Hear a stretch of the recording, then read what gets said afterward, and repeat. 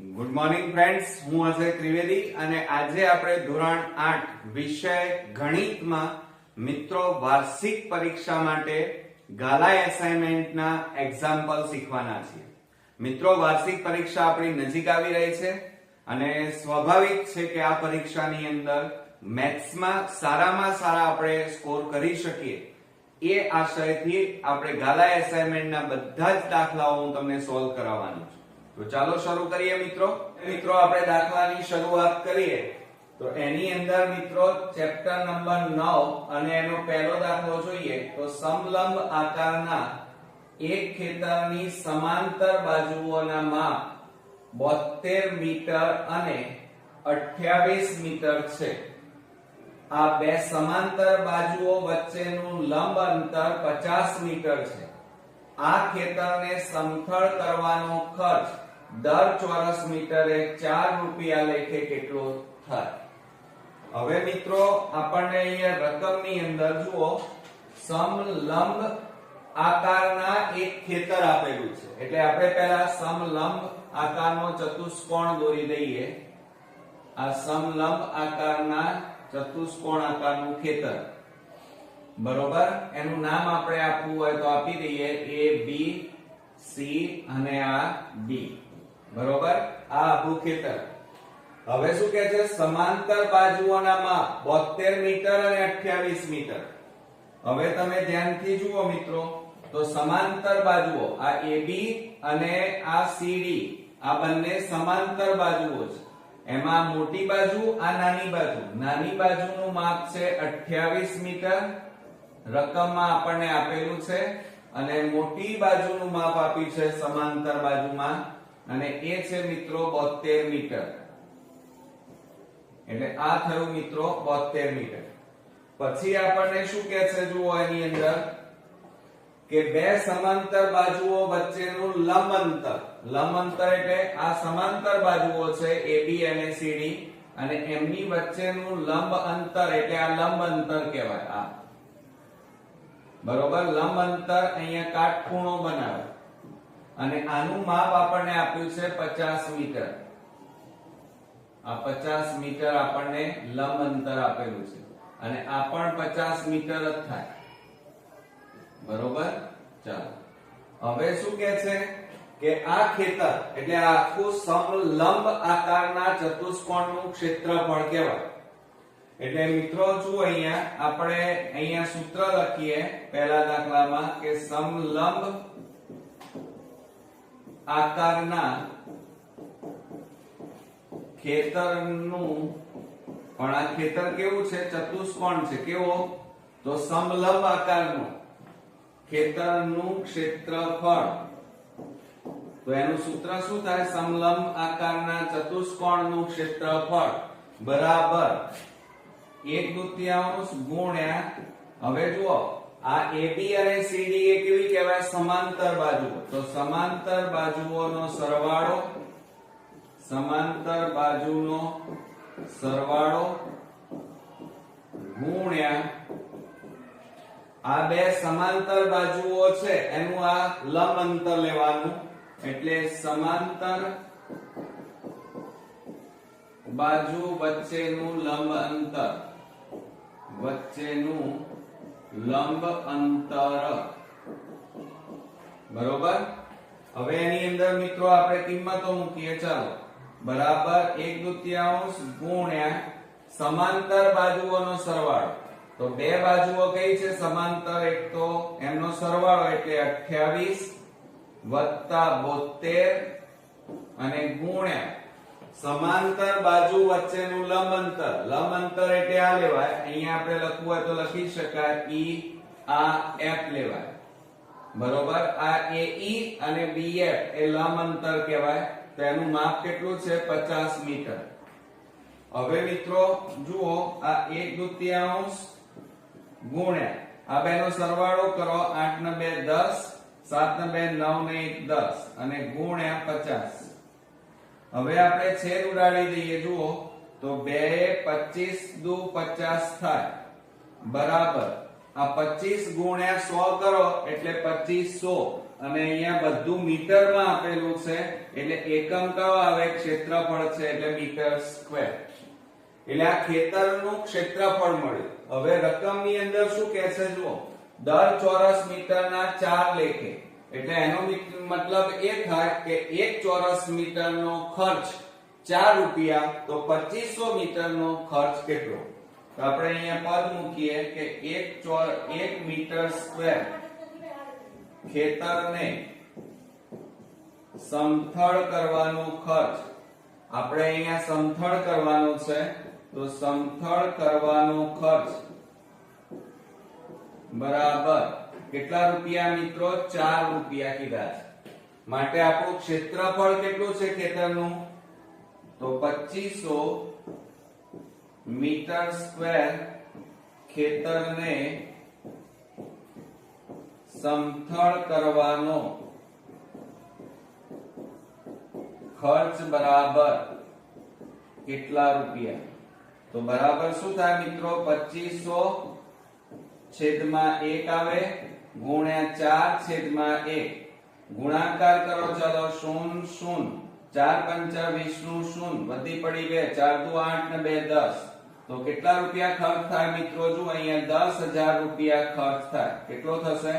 10000 રૂપિયા આપણો જવાબ આવે. ઓકે, આવડશે મિત્રો? ચાલો હવે ત્યાર પછી આપણે બીજો દાખલો જોઈએ કે એક સમલંબ આકારના ખેતરનું ક્ષેત્રફળ 480 મીટર સ્ક્વેર. અહીંયા ક્ષેત્રફળ આપેલું છે. આ ખેતરની સમાંતર બાજુઓ વચ્ચેનું લંબ અંતર 15 મીટર અને સમાંતર બાજુઓમાંથી એક બાજુની લંબાઈ 20 મીટર છે, તો બીજી બાજુની લંબાઈ શોધો. ઓકે, ચાલો હવે મિત્રો પહેલા તો આપણે સૌપ્રથમ આકૃતિ દોરી દઈએ અને ત્યાર પછી આપણે દાખલો ગણીએ. હવે જો એમાં બીજા દાખલાની અંદર આપણને અહીંયા આકૃતિ આપેલી છે આ રીતે. આ પહેલા આકૃતિ દોરી, આ લંબ અંતર કહેવાય અને એ આપણને કેટલું આપ્યું છે મિત્રો? 15 મીટર. આ 15 મીટર. આ તમને આપ્યું છે 20 મીટર. જ્યારે આ માપ તમારે શોધવાનું છે.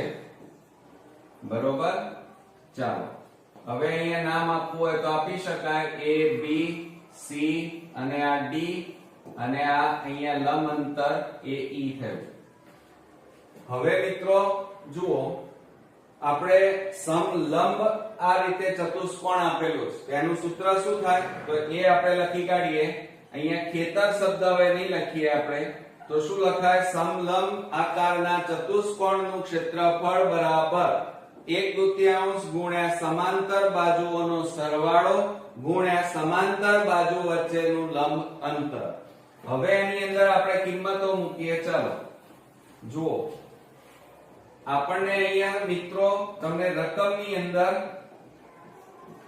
સમલંબ આકારના ચતુષ્કોણનું ક્ષેત્રફળ આપેલું છે. કેટલું આપ્યું છે? 480 બરાબર 1/2 ગુણ્યા સમાંતર બાજુઓનો સરવાળો. તો આ એક સમાંતર AB અને એની સમાંતર બાજુ કઈ છે? CD. એમાં આ CD નું માપ આપણને આપેલું નથી, એનું માપ આપણે ધારી લઈએ x. તો કૌંસમાં મિત્રો શું થાય? 20 x થાય અને ગુણ્યા સમાંતર બાજુ વચ્ચેનું લંબ અંતર આપણને આપેલું છે. કેટલું થાય? 15. હવે આ બે ગુણાકારમાં છે અને ભાગાકારમાં છે. આ બાજુ જાય તો ગુણાકાર. તો 480 ગુણ્યા કેટલા આવે? 2 બરાબર. હવે જુઓ આ શેમાં છે? ગુણાકારમાં. આ બાજુ જાય તો શેમાં જાય મિત્રો? ભાગાકારમાં જાય. બરાબર 20 x થાય. હવે અહીંયા છેદ ઉડતા હોય તો ઉડાડી દઈએ. જુઓ 15 તારી 45, 15 3 45, 15 દુ 30 એટલે કેટલા આવ્યા? 32. હવે મિત્રો આપણે અહીંયા લખીએ 32 ગુણ્યા 2 એટલે 64 થાય અને બરાબર 20 x થાય. માટે આ 20 ને આ બાજુ લઈ જાઓ તો 64 માઈનસ 20 પ્લસ છે, આ બાજુ જાય તો માઈનસ બરાબર x. હવે બાદબાકી કરો તો x બરાબર 64 માંથી 20 જાય તો મિત્રો કેટલા રહે? 44. x એ કોના માટે ધાર્યું હતું? આ બીજી બાજુ. તો અહીંયા બીજી બાજુનું માપ આપણને મળી ગયું. બીજી બાજુનું માપ બરાબર આપણે x ધાર્યા હતા અને x બરાબર આપણને કેટલા મળ્યા? 44. અને મિત્રો અહીંયા મીટરમાં છે. જુઓ અહીંયા આપણને મીટર સ્ક્વેર આપ્યું હતું એટલે અહીંયા બીજી બાજુનું માપ શેમાં મળે? મીટરમાં. ઓકે, તો આ રીતે આપણો બીજો જવાબ પણ 44 મીટર મળી ગયો. હવે આપણે ત્રીજા નંબરનો દાખલો ગણીએ. તો એની અંદર જુઓ, એક સમલંબ આકારના ખેતરનું ક્ષેત્રફળ 240 મીટર સ્ક્વેર છે. આ ખેતરની સમાંતર બાજુઓ વચ્ચેનું લંબ અંતર 25 મીટર છે. સમાંતર બાજુઓમાંથી એક બાજુની લંબાઈ 15 મીટર, તો બીજી બાજુની લંબાઈ શોધો. તો આ જ રીતે મિત્રો આપણે ગણવાનું છે. આપણે ફરીથી આકૃતિ દોરીએ અને સૂત્ર લખી અને દાખલાને ગણીએ. જો સૂત્રો આવડતા હોય તો જ તમે આ દાખલા ગણી શકો મિત્રો. ચાલો હવે ત્રીજા નંબરના દાખલાની અંદર આ સમલંબ આકારનું આપણું ખેતર, એમાં નામ આપવું હોય તો આપી શકાય a b આ c d. બરોબર. હવે એની અંદર જુઓ મિત્રો, આ તમારું લંબ અંતર કહેવાય. એ અહીંયા કાટખૂણો બનાવે. આ પણ લંબ અંતર કહેવાય અને અહીંયા કાટખૂણો બનાવે. અહીંયા E અને F નામ આપીએ. ચાલો હવે આપણે બાજુઓના માપ લખી કાઢીએ. તો ખેતરની સમાંતર બાજુઓ વચ્ચેનું લંબ અંતર 25 મીટર, એટલે આ માપ તમને કેટલું આપ્યું છે? 25 મીટર. આ માપ પણ લંબ અંતર છે એટલે બંને સરખું થાય, 25 મીટર થાય. ઓકે, સમાંતર બાજુઓમાંથી એક બાજુની લંબાઈ 15 મીટર. આનું માપ છે આપણી પાસે 15 મીટર. આ બીજી બાજુનું માપ નથી તો આપણે ધારી લઈએ x મીટર. કેટલા મીટર? x મીટર ધારી લીધું. હવે આપણે સૂત્ર મૂકીએ. તો અહીંયા લખીએ આપણે કે સમાંતર સમલંબ ચતુષ્કોણનું ક્ષેત્રફળ બરાબર 1/2 ગુણ્યા, ચાલો 1/2 ગુણ્યા શું થાય? આ બે સમાંતર બાજુ, આ એક અને આ બીજી સમાંતર બાજુ. તો બે સમાંતર બાજુ નો સરવાળો ગુણ્યા આ બે સમાંતર બાજુઓ વચ્ચેનું આ શું કહેવાય? લંબ અંતર. તો બે સમાંતર બાજુ વચ્ચેનું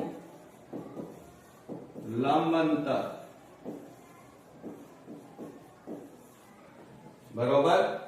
તો બરાબર શું થશે? જુઓ 1/2 ગુણ્યા બે સમાંતર બાજુઓ વચ્ચેનો સરવાળો. આ તો AB અને આ CD, એ બેનો સરવાળો. તો એક બાજુનું માપ 15, બીજી બાજુનું માપ આપણને આપેલું નથી, આપણે ધાર્યું x, અને ગુણ્યા બે સમાંતર બાજુઓ વચ્ચેનું લંબ અંતર કેટલું છે? 25. હવે મિત્રો જુઓ, તમને ક્ષેત્રફળ ઓલરેડી રકમમાં આપેલું છે. જુઓ 240. તો અહીંયા લખવાનું 240 બરાબર 1/2 કૌંસમાં 15 x ગુણ્યા 25. હવે આ બે ભાગાકારમાં છે, આ બાજુ જાય તો ગુણાકારમાં. તો 240 ગુણ્યા 2 બરાબર કૌંસમાં 15 x ગુણ્યા 25. હવે આ 25 ગુણાકારમાં છે, આ બાજુ જાય તો ભાગાકારમાં જાય. તો આપણે બાજુમાં લખીએ મિત્રો. તો 240 ગુણ્યા 2 અને છેદમાં 25 બરાબર 15 x. હવે આપણે છેદ ઉડાડી દઈએ. ચાલો તો શું થશે? અહીંયા 25 એ છેદ ઉડાડીએ તો 5 એ છેદ ઉડાડો, 5 5 25. અહીંયા 5 એ છેદ ઉડાડીએ તો 5 240 ભાગ્યા 5 કરો. ચલો 5 4 20, 4 0, 5 8 40 થાય. એટલે કેટલા ભાગ ચાલે? 48. હવે મિત્રો ભાગ ચાલશે નહીં. હવે તો હવે આપણે શું કરવાનું, આ બેનો ગુણાકાર કરો, 2 8 16 વધી 1 2 4 8 ને 1 9 96/5 બરાબર 15 વત્તા x. હવે આ 96 ને 5 વડે ભાગો, પોઈન્ટમાં જવાબ આવશે. તો 96 ભાગ્યા 5 કરીએ તો 5 એકા 5 46, 5 9 45. એક વધ્યો, ભાગ ન ચાલે, પોઈન્ટ, શૂન્ય મૂક્યું, શૂન્ય નીચે ઉતાર્યું, 5 દુ 10. તો બરાબર ભાગાકાર કર્યો મિત્રો, તો આ બેનો ભાગાકાર કરીએ તો 19.2 બરાબર 15 વત્તા x મળે. હવે આ 15 એ પ્લસ છે, બરાબર ની આ બાજુ જાય તો માઈનસ થાય. તો આપણે અહીંયા લખી કાઢીએ, જુઓ 19.2 માઈનસ 15.0 બરાબર કેટલા આવે, x. હવે આ બેની બાદબાકી કરો તો x બરાબર, ચલો 19.2 ઓછા 15.0 તો 2.9 માંથી 5 જાય તો 4. તો જવાબ કેટલો આવ્યો મિત્રો, 4.2. આટલા શું આવે કહેવાય, મીટર. કારણ કે આપણે બીજી સમાંતર બાજુની લંબાઈ શોધો. તો હવે આપણે એનો જવાબ લખી કાઢીએ. અહીંયા લખીએ આપણે આન્સર કરીને કે બીજી સમાંતર બાજુનું માપ બરાબર x બરાબર કેટલા મળ્યા મિત્રો, 4.2 મીટર આપણને જવાબ મળ્યો. ઓકે, આવડશે મિત્રો. ચલો હવે આપણે ચોથા નંબરનો દાખલો જોઈએ. તો એની અંદર સમલંબ આકારના એક ખેતરની બે સમાંતર બાજુઓના માપ 12 મીટર અને 18 મીટર છે. બંને સમાંતર બાજુઓ વચ્ચેનું લંબ અંતર 40 મીટર છે. આ ખેતરને સમથળ કરવાનો ખર્ચ દર ચોરસ મીટરે 8 રૂપિયા લેખે કેટલો થાય? તો આ જ રીતે પહેલા મિત્રો આપણે આકૃતિ દોરી દઈએ. ચાલો હવે જુઓ એની અંદર ચોથા નંબરમાં સમલંબ આકારનું ખેતર કીધું છે. એટલે પહેલા તો આપણે આ રીતે સમલંબ આકારનું ખેતર આ રીતે દોર્યું. અહીંયા નામ આપી દઈએ A B C D. ના આપો તો પણ ચાલે, બરોબર. હવે આ AB અને આ CD એ સમાંતર બાજુઓ કહેવાય અને એમની વચ્ચેની આ ઊભી લીટી દોરી એ લંબ અંતર થાય. આ પણ લંબ અંતર થાય મિત્રો અને એ કાટખૂણો બનાવે. હવે એની અંદર આપણે જોઈએ તો જુઓ શું કહે છે, બે સમાંતર બાજુઓના માપ 12 મીટર અને 18 મીટર. તો આ નાની બાજુ છે તો આનું માપ થશે 12 મીટર અને આ સમાંતર બાજુ મોટી છે એટલે આ 18 મીટર થાય. હવે એમની બંને બાજુઓ વચ્ચેનું લંબ અંતર 40 મીટર. તો આ તમારું થશે 40 મીટર. આ તમારું થાય 40 મીટર. ઓકે, ચાલો હવે આપણને શું કહે છે, ખેતરને સમથળ કરવું છે તો ક્ષેત્રફળ શોધવું પડે મિત્રો. તો પછી આ જ સૂત્રનો આપણે ઉપયોગ કરીશું અને દાખલાની ગણતરી કરીએ. તો જુઓ શું કહે છે, સમલંબ ચતુષ્કોણનું ક્ષેત્રફળ બરાબર 1/2 ગુણ્યા બે સમાંતર બાજુઓનો સરવાળો ગુણ્યા બે સમાંતર બાજુઓ વચ્ચેનું લંબ અંતર. ઓકે, તો બરાબર હવે જુઓ મિત્રો બરાબર 1/2 ગુણ્યા બે સમાંતર બાજુઓનો સરવાળો. એટલે સમાંતર બાજુઓ કઈ છે, AB અને આ CD એનો સરવાળો એટલે 12 + 18 થાય અને ગુણ્યા બે સમાંતર બાજુ વચ્ચેનું લંબ અંતર. આ લંબ અંતર કહેવાય મિત્રો. અહીંયા નામ આપીએ E અને આ F. તો કેટલું છે, 40. તો બરાબર શું થશે, છેદ ઉડાડી દઈએ પણ એ પહેલા આપણે સરવાળો કરીએ. 12 અને 18 નો સરવાળો કરો તો 30 ગુણ્યા 40. હવે આપણે છેદ ઉડાડીએ તો શું, 2 15 દુ 30 થાય. આ 15 ગુણ્યા 4, 15 4 60 અને પાછળ 0 એટલે 600 આવ્યા કહેવાય. તો આ શું આવ્યું કહેવાય? મીટર સ્ક્વેર આવ્યા એમ કહેવાય. હવે શું કહે છે? આ સમથળ કરવાનો ખર્ચ, આ તો ખેતરનું ક્ષેત્રફળ. હવે આપણે અહીંયા પદ મૂકીએ કે 1 મીટર સ્ક્વેર સમથળ કરવાનો ખર્ચ, સમથળ કરવાનો ખર્ચ બરાબર કેટલા રૂપિયા? 8 રૂપિયા. માટે આપણી પાસે કેટલા છે? 600 મીટર સ્ક્વેર સમથળ કરવાનો ખર્ચ બરાબર કેટલા રૂપિયા? તો હવે શું થશે? ચલો અહીંયા લખીએ આપણે બાજુમાં. તો બરાબર 600 ઉપર જતા રહે, નીચે 1 આવે અને ગુણ્યા 8/1. હવે આ બંનેનો ગુણાકાર કરો તો 8 ગુણ્યા 6 એટલે 8 6 48 અને પાછળ 2 મીંડા એટલે કેટલા રૂપિયા ખર્ચ થાય? તો 4800 રૂપિયા ખર્ચ થાય. ઓકે, તો આ રીતે આપણા 9મા ચેપ્ટરના ગાલા એસાઇનમેન્ટના વાર્ષિક પરીક્ષાના મોસ્ટ ઇમ્પોર્ટન્ટ દાખલા અહીંયા પૂરા થયા. નેક્સ્ટ વિડિયોમાં નવા ચેપ્ટર સાથે ફરી મળીએ. ત્યાં સુધી ગુડ નાઇટ ફ્રેન્ડ્સ.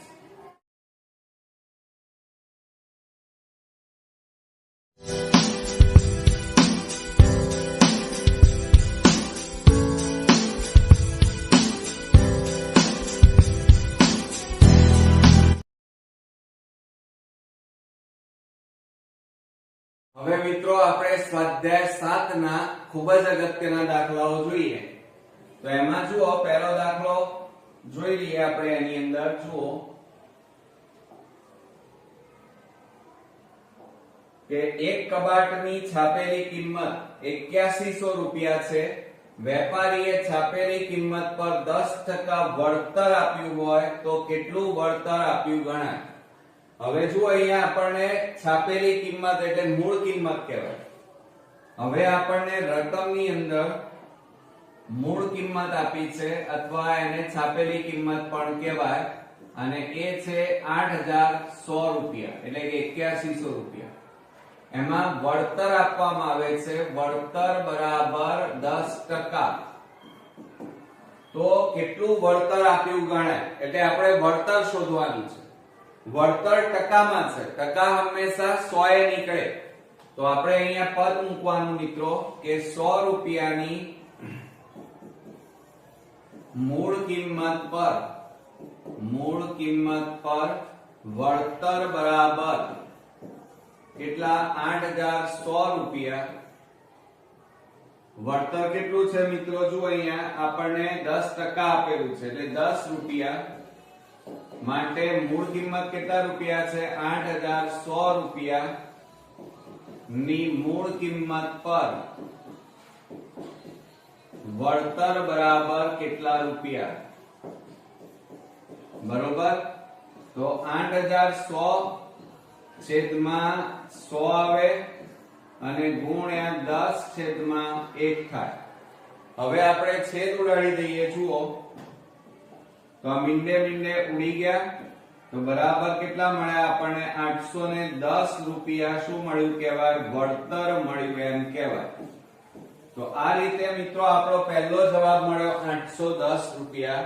ઓકે, ચાલો હવે ત્યાર પછી બીજો દાખલો ગણીએ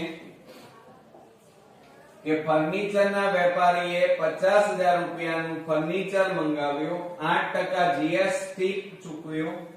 બરોબર. તો તેણે કેટલા રૂપિયા જીએસટી ચૂકવ્યું હશે? અહીંયા જીએસટી ટકાવારીમાં આપેલું છે, આપણે રૂપિયામાં આપણે શોધવાનું છે મિત્રો. હવે જુઓ, આપણે બીજા નંબરમાં લખીએ તો એની અંદર આપણને એમ કહેવામાં આવ્યું છે એક વેપારીએ 50000 રૂપિયાનું ફર્નિચર એટલે 50000 રૂપિયા ફર્નિચરની શું કહેવાય? મૂળ કિંમત કહેવાય. બરોબર. અને જીએસટી આપણને કેટલું આપ્યું છે? 8%. બરોબર. અને આપણે રૂપિયામાં શોધવાનું છે. અહીં ટકાવારીમાં જીએસટી આપ્યું છે. ટકાવારીમાં હોય તો ટકા કેટલાય નીકળે 100. તો આપણે અહીંયા પદ મૂકવાનું કે 100 રૂપિયાની મૂળ કિંમત પર GST બરાબર 8 રૂપિયા. 8% છે એટલે હવે રૂપિયામાં ફેરવવાનું માટે 50,000 રૂપિયાની મૂળ કિંમત પર GST બરાબર કેટલા રૂપિયા? તો બરાબર શું થશે? 50,000 છેદમાં 100 ગુણ્યા 8 છેદમાં 1. મીંડે ઉડી ગયા. હવે ગુણાકાર કરો. 8 પંચા 40 અને પાછળ બે મીંડા એટલે કેટલા આવ્યા? 4,000 રૂપિયા GST આપણે ચૂકવવી પડે. કેટલી ચૂકવવી પડે? 4,000 રૂપિયા GST ચૂકવવી પડે. હવે આપણે ત્રીજા નંબરનો દાખલો જોઈએ. ચલો, એક ડ્રેસની છાપેલી કિંમત 2400 રૂપિયા છે. વેપારીએ છાપેલી કિંમત પર 20% વળતર આપે છે. તો વળતરની રકમ કેટલી? અહીંયા વળતર આપણે શોધવાનું છે અને એ પણ મિત્રો રૂપિયામાં. તમે કહેશો વળતર આપેલું છે. વળતર આપણને ટકાવારીમાં આપેલું છે. શેમાં આપેલું છે? ટકાવારીમાં. એટલે આપણે રૂપિયામાં શોધવું પડે. તો જુઓ, આપણને મિત્રો મૂળ કિંમત આપી છે ડ્રેસની 2400 રૂપિયા. કેટલા રૂપિયા? 2400 રૂપિયા. અને એની અંદર વળતર આપણને મળે છે 20%. કેટલા ટકા? 20%. ઓકે. તો હવે આ ટકા છે એને રૂપિયામાં ફેરવવા છે અને ટકા હંમેશા કેટલા નીકળે? 100. તો 100 રૂપિયાની મૂળ કિંમત અથવા છાપેલી કિંમત પર વળતર બરાબર 20 રૂપિયા. 20 રૂપિયા માટે 2400 રૂપિયાની છાપેલી અથવા મૂળ કિંમત પર વળતર બરાબર કેટલા રૂપિયા? વળતર બરાબર કેટલા રૂપિયા? તો હવે 2400 ક્યાં જાય? ઉપર. અને છેદમાં કેટલા આવે? 100 ગુણ્યા 20 છેદમાં 1. હવે છેદ ઉડાડી દો. ચલો, તો મીંડે ઉડી ગયા. આ 24 ગુણ્યા 2 કરો તો 24 દુ 48 અને પાછળ 0 એટલે 480 રૂપિયા આપણને ડ્રેસ ઉપર શું મળ્યું કહેવાય? વળતર મળ્યું એમ કહેવાય. ઓકે. ચાલો, હવે ચોથો દાખલો આપણે જોઈએ. ચોથા દાખલાની અંદર એક મશીનની કિંમત 48,000 રૂપિયા છે. તેના ઉપર 12% GST ભરવો પડે છે. તો GST ની રકમ જણાવો. આપણને GST ટકાવારીમાં આપ્યું છે, એ આપણે રૂપિયામાં ફેરવવું પડે. એટલે કે રૂપિયામાં આપણે શોધવાનું છે મિત્રો. તો જુઓ, આપણને ચોથા દાખલાની અંદર મશીનની મૂળ કિંમત અથવા છાપેલી કિંમત આપણને આપેલી છે. કેટલી આપી છે? 48,000 રૂપિયા. બરોબર. અને GST આપણને આપેલું છે એ લખી કાઢીએ. GST આપણી પાસે છે 12%. અને આપણે રૂપિયામાં શોધવાનું છે. અહીંયા ટકા છે એટલે ટકા હંમેશા 100 નીકળે. તો આપણે પદ મૂકી દઈએ કે 100 રૂપિયાની મૂળ કિંમત પર GST બરાબર 12 રૂપિયા. હવે ટકા ના લખાય એમાં માટે 4800 રૂપિયાની મૂળ કિંમત પર GST બરાબર કેટલા રૂપિયા? તો બરાબર 4800 છેદમાં 100 ગુણ્યા 12 છેદમાં 1. હવે જુઓ, એમાં છેદ ઉડાડી દઈએ. મીંડે ઉડી ગયા. 48 ગુણ્યા 12 કરો. ચાલો, 48 ગુણ્યા 12 કરીએ તો 8 4 2 8 16 2 4 8 ને 1 9 6 9 ના 8 17 વધી પડી 1. કેટલા આયા? 4 ને 1 5. હવે અહીંયા જુઓ મિત્રો, આપણી પાસે 1000 કીધા છે. કેટલા કીધા છે? 48,000 લેવાના છે. કેટલા?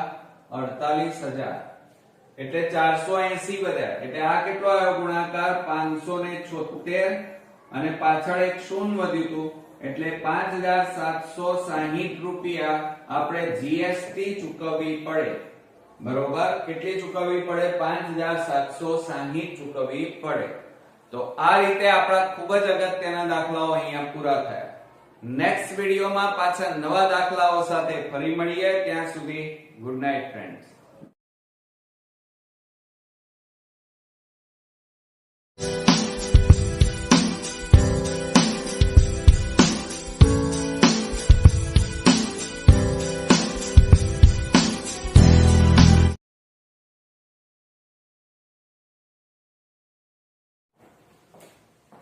ગુડ મોર્નિંગ ફ્રેન્ડ્સ, હું અજય ત્રિવેદી અને આજે આપણે ધોરણ 8 વિષય ગણિતમાં મિત્રો વાર્ષિક પરીક્ષા માટે ગાલા એસાઇનમેન્ટના એક્ઝામ્પલ શીખવાના છીએ.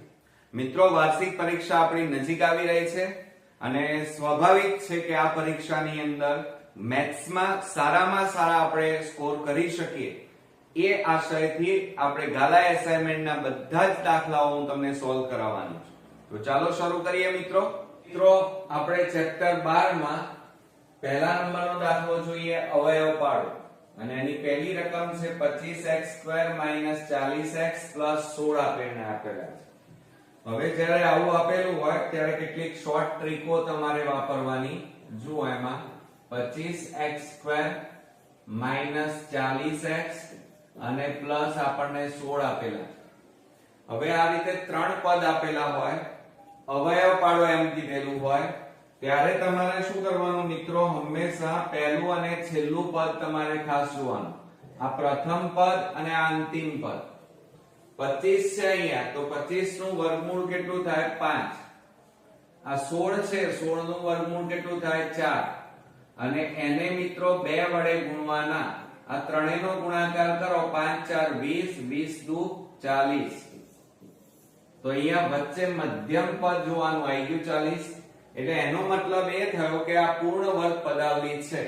અને જ્યારે પૂર્ણ વર્ગ પદાવલી હોય ત્યારે મધ્યમ પદ આ રીતે શોધવાનું. પહેલા ±2 ગુણ્યા વર્ગમૂળમાં પ્રથમ પદ ગુણ્યા વર્ગમૂળમાં અંતિમ પદ બરાબર શું થાય? 2 ગુણ્યા વર્ગમૂળમાં પ્રથમ પદ 25x² અને ગુણ્યા વર્ગમૂળમાં અંતિમ પદ આપણું કેટલું છે? 16. બરોબર, બરાબર 2 ગુણ્યા 25 નું વર્ગમૂળ 5, વર્ગ અને વર્ગમૂળ નીકળી જાય એટલે x, 16 નું વર્ગમૂળ 4, આ 5 દુ 10, 10 4 40x. એટલે મધ્યમ પદ આપણને કેટલું મળ્યું મિત્રો? 40x મળ્યું. આવી ગયું. એટલે એનો મતલબ કે આ કઈ પદાવલી છે? માટે અહીંયા લખવાનું આ પદાવલી પૂર્ણ વર્ગ છે. માટે બરાબર શું લખાય? હવે એને કેવી રીતે લખાય? તો પહેલા કૌંસમાં આ 25 નું વર્ગમૂળ કાઢવાનું 5x માઈનસ પ્લસ માઈનસ, છેલ્લું પદ જોવાનું 16 નું વર્ગમૂળ 4 અને કૌંસ બહાર શું લખવાનું? વર્ગ. આ રીતે એનો જવાબ થાય. મધ્યમ પદ તો ઓલરેડી આપણે શોધી કાઢ્યું. ઓકે, ચાલો. ત્યાર પછી આપણે બીજા દાખલાની વાત કરીએ તો એમાં 49x² y² - 14xy + 1 આપેલા છે. તો હવે એની અંદર જો આપણે પહેલા રકમ લખીએ, આપણને 49x² y² - 14xy અને +1 આપણને આપેલા છે. મેં હમણાં તમને કીધું કે પહેલું અને છેલ્લું પદ ચેક કરી લેવાનું. 49 છે તો 49 નું વર્ગમૂળ 7, અહીંયા અંતિમ પદ 1, 1 નું વર્ગમૂળ 1 અને આ બધાને 2 વડે ગુણો તો 7 એકા 7, 7 દુ 14 આવે. હવે મધ્યમ પદ જો અહીંયા 14 છે. હા, એટલે એનો મતલબ એ થયો કે આ પૂર્ણ વર્ગ પદાવલી છે. તો આપણે પહેલા અહીંયા મધ્યમ પદ શોધવાનું. મધ્યમ પદ બરાબર ±2 ગુણ્યા વર્ગમૂળમાં પ્રથમ પદ ગુણ્યા વર્ગમૂળમાં અંતિમ પદ. માટે બરાબર 2 ગુણ્યા વર્ગમૂળમાં પ્રથમ પદ કેટલું છે? જો આ રહ્યું 49x² y² અને ગુણ્યા વર્ગમૂળમાં અંતિમ પદ કેટલું છે 1 બરાબર આ 2 ગુણ્યા 49 નું વર્ગમૂળ 7xy ગુણ્યા 1 નું વર્ગમૂળ 1.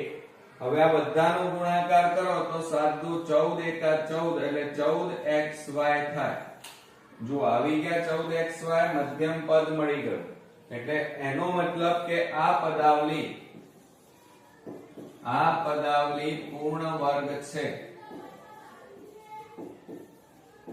અને પૂર્ણ વર્ગ છે માટે બરાબર શું લખાય કૌંસમાં આ 49 નું વર્ગમૂળ કેટલું લખવાનું 7xy અને માઈનસ પ્લસ શું થાય માઈનસ અને 1 નો કૌંસ 12 વર્ગ બરોબર આ રીતે એનો જવાબ થાય એટલે 7xy - 1 કૌંસ 12 વર્ગ. ઓકે ચાલો હવે ત્યાર પછી આપણે ત્રીજો દાખલો ગણીએ 25x ની 4 ઘાત plus 30x² y² plus 9y ની 4 ઘાત. હવે મિત્રો આપણને 4 ઘાત આપેલી છે એટલે ગભરાવાની જરૂર નથી. આ જ રીતે થાય. મેથડ તમને આવડતી હોય તો દાખલાઓ ઈઝી જ છે. જુઓ અહીંયા 25x ની 4 ઘાત પ્લસ 30x² y² અને પ્લસ 9y ની 4 ઘાત. ત્રણ પદ આપેલા છે એટલે આપણે પ્રથમ પદ આ અંતિમ પદ છે 25 નું વર્ગમૂળ કેટલું થાય 5. અંતિમ પદ જુઓ 9 નું વર્ગમૂળ 3 અને એને દરેકને કેટલા વડે ગુણવાના 2 વડે. તો 5 તારી 15 15 દુ 30 મધ્યમ પદ જુઓ 30 આવી ગયું એટલે આ પદાવલી પૂર્ણ વર્ગ છે એટલે તમારે પહેલા મધ્યમ પદ શોધવું પડે. તો મધ્યમ પદ બરાબર પ્લસ ઓર માઈનસ 2 ગુણ્યા વર્ગમૂળમાં પ્રથમ પદ ગુણ્યા વર્ગમૂળમાં અંતિમ પદ બરાબર 2 ગુણ્યા વર્ગમૂળમાં પ્રથમ પદ એટલે 25x ની 4 ઘાત ગુણ્યા અંતિમ પદ એટલે 9y ની 4 ઘાત બરાબર 2 ગુણ્યા 25 નું વર્ગમૂળ 5 x 4 નું વર્ગમૂળ 2 9 નું વર્ગમૂળ 3 y 4 નું વર્ગમૂળ 2 બરાબર 2 5 10 10 તારી 30 x² y² થાય. તો જુઓ મધ્યમ પદ આપણને મળી ગયું મિત્રો એટલે હવે આપણે શું લખાય કે આ પદાવલી પૂર્ણ વર્ગ છે માટે બરાબર આના બરાબર શું લખાય 25 નું વર્ગમૂળ 5 x 4 નું વર્ગમૂળ કાઢવાનું 2 પ્લસ પ્લસ તો પ્લસ જ રહે 9 નું વર્ગમૂળ 3 y ના y 4 નું વર્ગમૂળ 2 કૌંસ 12 વર્ગ આ રીતે બરોબર. તો આ આપણો જવાબ ફાઇનલી થયો. હવે ચોથા નંબરમાં આપણે જોઈએ કે 4x² - 28x + 49 આપણને આપેલા છે. તો હવે આપણે જુઓ મિત્રો હવે રકમની અંદર જે આપેલા છે એમાં આપણને ચોથામાં 4x² - 28x + 49. હવે આ રીતે ત્રણ પદ આપ્યા હોય તો પહેલા ચેક કરવાનું. અહીંયા પ્રથમ પદમાં 4 નું વર્ગમૂળ 2 49 નું વર્ગમૂળ 7 અને આ દરેકને 2 વડે ગુણો. આ ત્રણેયનો ગુણાકાર જુઓ કેટલો આવે 2 7 14 14 દુ 28. તો મધ્યમ પદ આપણને અહીંયા જુઓ મળી ગયું. તો આ પદાવલી કેવી છે પૂર્ણ વર્ગ પદાવલી છે. તો અહીંયા પહેલા તમારે અહીંયા લખવાનું મધ્યમ પદ બરાબર પ્લસ ઓર માઈનસ 2 ગુણ્યા વર્ગમૂળમાં પ્રથમ પદ ગુણ્યા વર્ગમૂળમાં અંતિમ પદ બરાબર 2 ગુણ્યા વર્ગમૂળમાં પ્રથમ પદ એટલે 4x² ગુણ્યા અંતિમ પદ એટલે 49 બરાબર 2 ગુણ્યા હવે મિત્રો જુઓ 4 નું વર્ગમૂળ કેટલું થાય 2 અને વર્ગ અને વર્ગમૂળ નીકળી જાય એટલે x 49 નું વર્ગમૂળ 7 7 દુ 14, 14 દુ 28x આ રીતે થાય. આ આપણને શું મળ્યું? મધ્યમ પદ મળ્યું મિત્રો. એટલે આ પદાવલી પૂર્ણ વર્ગ કહેવાય. એટલે અહીંયા લખીશું આપણે આ પદાવલી પૂર્ણ વર્ગ છે. અને માટે આના માટે શું લખાય? કૌંસમાં 4 ની જગ્યાએ કેટલું લખાય? 2x માઈનસ પ્લસ માઈનસ અંતિમ પદ 49 નું વર્ગમૂળ 7 કૌંસ બાદ વર્ગ. તો આ રીતે મિત્રો આપણને 2x 7 કૌંસ બાર વર્ગ મળે. ઓકે, ચાલો હવે અહીંયા જુઓ, આપણને ત્યાર પછી ત્રીજા દાખલાની અંદર આપણને આપેલું હતું, બરોબર. હવે ત્રીજા દાખલામાં આપણે જુઓ 4 ઘાત આપેલી છે. કેટલી આપેલી છે? 4 ઘાત. એમાં તમારે ત્રીજા દાખલામાં થોડું ધ્યાન આપજો. જુઓ આ રીતે આપેલું છે 25x ની 4 ઘાત plus 30x² y² plus 9y ની 4 ઘાત. હવે મિત્રો આપણે પહેલા મધ્યમ પદ શોધીએ. તો મધ્યમ પદ બરાબર પ્લસ ઓર માઈનસ 2 ગુણ્યા વર્ગમૂળમાં પ્રથમ પદ ગુણ્યા વર્ગમૂળમાં અંતિમ પદ બરાબર 2 ગુણ્યા વર્ગમૂળમાં પ્રથમ પદ 25x ની 4 ઘાત ગુણ્યા અંતિમ પદ 9y ની 4 ઘાત. ઓકે, તો બરાબર શું થાય? 2 ગુણ્યા 25 નું વર્ગમૂળ 5 x અને 4 નું વર્ગમૂળ કેટલું થાય? 2 ગુણ્યા 9 9 નું વર્ગમૂળ 3 y 4 નું વર્ગમૂળ 2 બરાબર 2 5 10 10 તારીખ કેટલા થાય? 30 x² y² થયા. એટલે જો આ આપણને મધ્યમ પદ મળ્યું. એટલે આ પદાવલી કેવી કહેવાય? પૂર્ણ વર્ગ કહેવાય. તો આપણે અહીંયા લખીએ આ પદાવલી પૂર્ણ વર્ગ છે.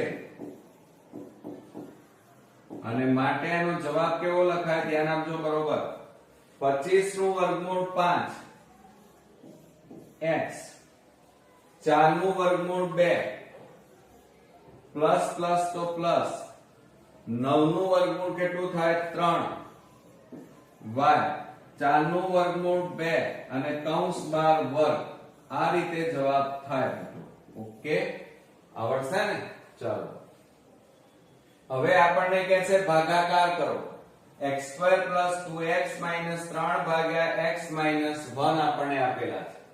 હવે જ્યારે આ રીતે આપણને રકમ આપેલી હોય ત્યારે આપણે રકમને જોવાની, સમજવાની, ત્યાર પછી આપણે શોર્ટ ટ્રીકોનો ઉપયોગ કરવાનો. હવે જો એની અંદર મિત્રો આપણને પહેલા નંબરમાં x² + 2x - 3 ભાગ્યા x - 1 આપણને આપેલા છે. તો આની જગ્યાએ શું લખાય? x² + 2x - 3 અને ભાગ્યા એટલે છેદમાં x - 1. હવે ઉપર 3 વાળા પદ છે, પૂર્ણ વર્ગ તો નથી, કારણ કે 3 નું વર્ગમૂળ ના નીકળે, તો એના અવયવ પાડવા પડે. તો બાજુમાં તમારે અહીંયા લખવું પડે આ રીતે x² + 2x - 3. આ પરીક્ષામાં લખવાનું મિત્રો. છેલ્લું પદ કેટલું છે? 3. 3 ના એવા ભાગ પાડો કે એનો સરવાળો બાદબાકી કરીએ તો 2 મળે. તો 3 ના ભાગ પાડીએ તો 3 એકા 3 અને 3 માંથી 1 જાય તો કેટલા રહે? 2. 2 આવી ગયા. તો જો આ x² પ્લસ આની જગ્યાએ કેટલા લખવાના? આ 3x પ્લસ માઈનસ માઈનસ 1 એટલે x અને પાછળ કેટલા છે? -3. તો જુઓ 4 પદ થયા. તો બે ના જોડકા બનાવવાના અને સામાન્ય કાઢો.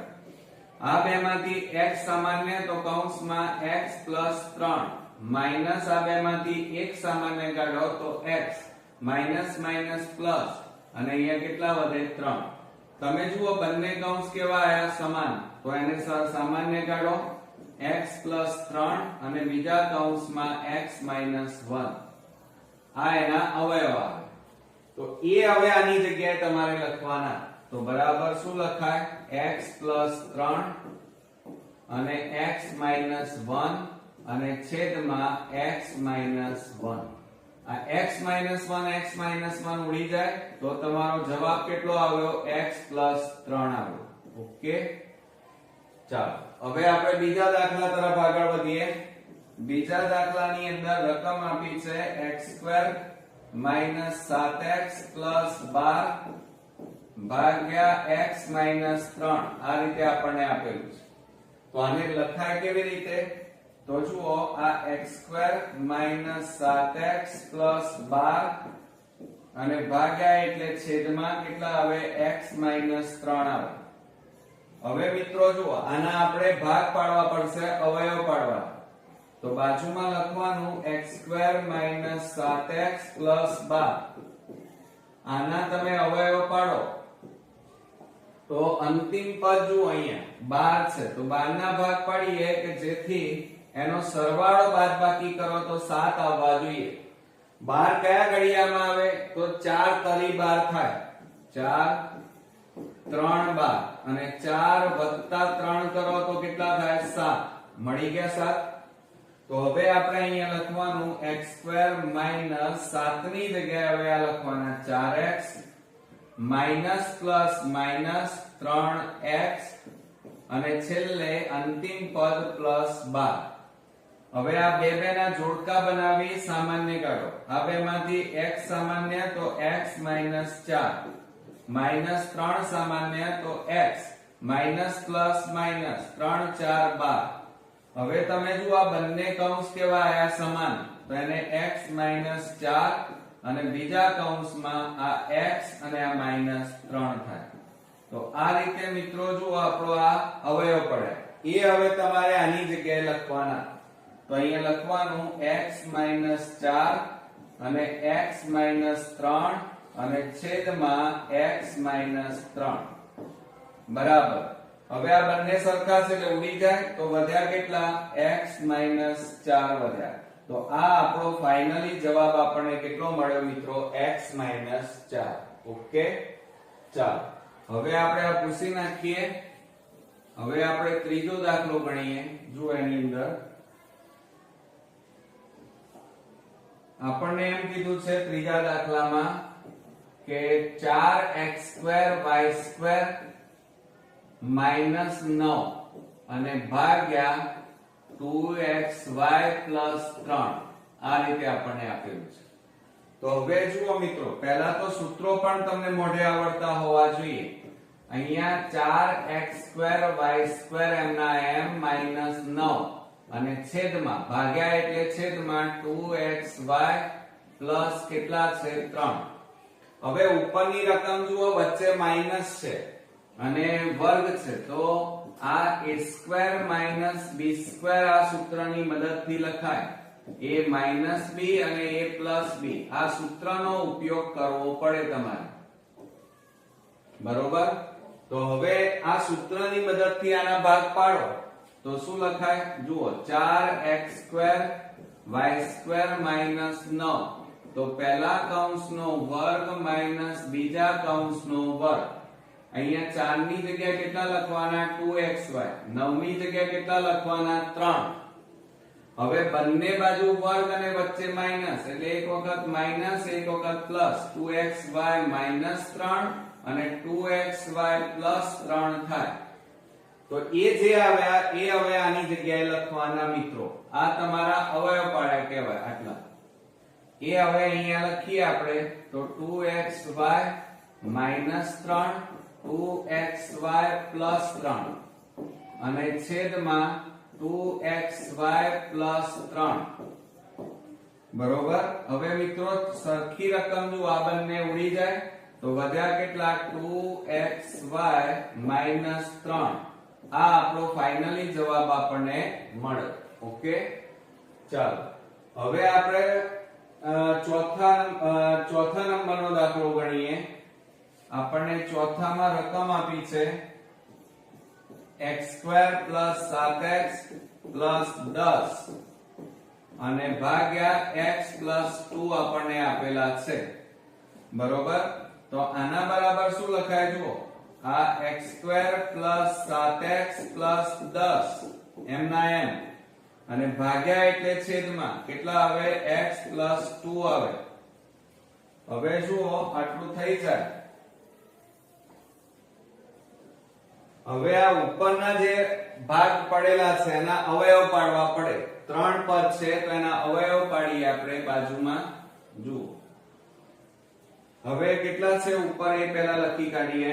x² + 7x + 10. તમારે પરીક્ષામાં આ બતાવવું પડે મિત્રો. હવે જો આ છેલ્લું પદ કેટલું છે 10. 10 ના એવા ભાગ પાડો કે એનો સરવાળો બાદબાકી કરીએ તો 7 આવે. તો 10 કયા ઘડિયામાં આવે 5 દુ 10 અને 5 વત્તા 2 કરો એટલે કેટલા મળે 7. તો આપણે અહીંયા લખીએ x² આની જગ્યાએ તમારે કેટલા લખવાના 5x + 2x + 10. હવે જુઓ બે ના જોડકા પાડ્યા. હવે સામાન્ય ગાળો x તો કૌંસમાં x + 5 વત્તા આ બે માંથી 2 સામાન્ય ગાળો તો x + 2 5 10. હવે જો આ બંને કૌંસ કેવા છે સરખા તો સામાન્ય કાઢો x + 5 અને બીજા કૌંસમાં આ x અને આ +2. આ અવયવ પડે એ હવે તમારે આની જગ્યાએ લખવાના છે. તો આપણે અહીંયા લખીએ ચલો બરાબર કેટલા આવ્યા x + 5 અને બીજા કૌંસમાં x + 2 અને છેદમાં કેટલા છે x + 2. તો જો આ બંને સમાન એટલે ઉડી જાય તો વધ્યા કેટલા x + 5. તો આ આપણો મિત્રો ફાઇનલી જવાબ આપણને મળી ગયો. આવડશે મિત્રો? તો આ રીતે આપણા વાર્ષિક પરીક્ષા માટેના ખૂબ જ અગત્યના દાખલાઓ અહીંયા પૂરા થયા. નેક્સ્ટ વિડિયોમાં પાછા નવા દાખલા સાથે ફરી મળીએ. ત્યાં સુધી ગુડ નાઇટ ફ્રેન્ડ્સ.